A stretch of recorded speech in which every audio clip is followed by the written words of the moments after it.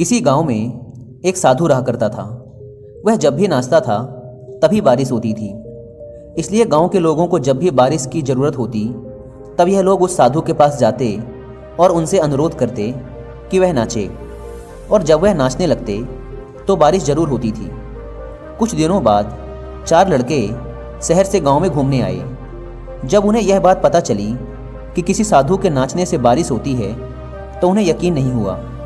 शहरी पढ़ाई लिखाई के घमंड में उन्होंने गांव वालों को चुनौती दे दी कि अगर हम भी नाचेंगे तो बारिश होगी, और अगर हमारे नाचने से बारिश नहीं हुई तो साधु के नाचने से भी बारिश नहीं होगी। अगले दिन सुबह सुबह गांव वाले उन चारों लड़कों को लेकर साधु के कुटिया के पास पहुंचे। गांव वालों ने साधु को सारी बात बताई। फिर उन लड़कों ने नाचना शुरू किया।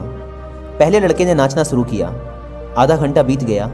फिर पहला लड़का थक कर बैठ गया, पर बादल नहीं दिखे।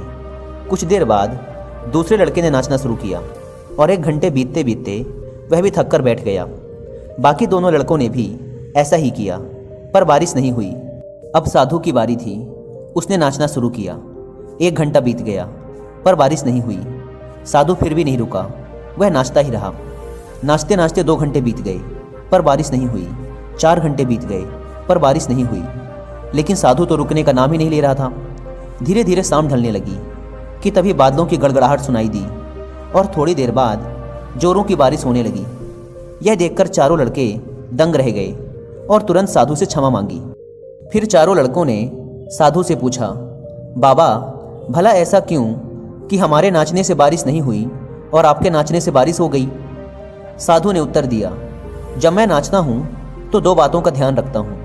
पहली बात तो मैं यह सोचता हूँ कि अगर मैं नाचूंगा तो बारिश को होना ही पड़ेगा, और दूसरी यह कि मैं तब तक नाचूंगा जब तक कि बारिश ना हो जाए। सफलता पाने वाले में भी यही गुण विद्यमान होता है।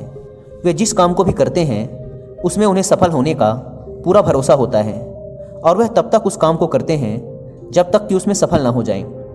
इसलिए अगर हमें सफलता हासिल करनी है तो इस साधु की तरह ही अपने लक्ष्य को प्राप्त करना होगा।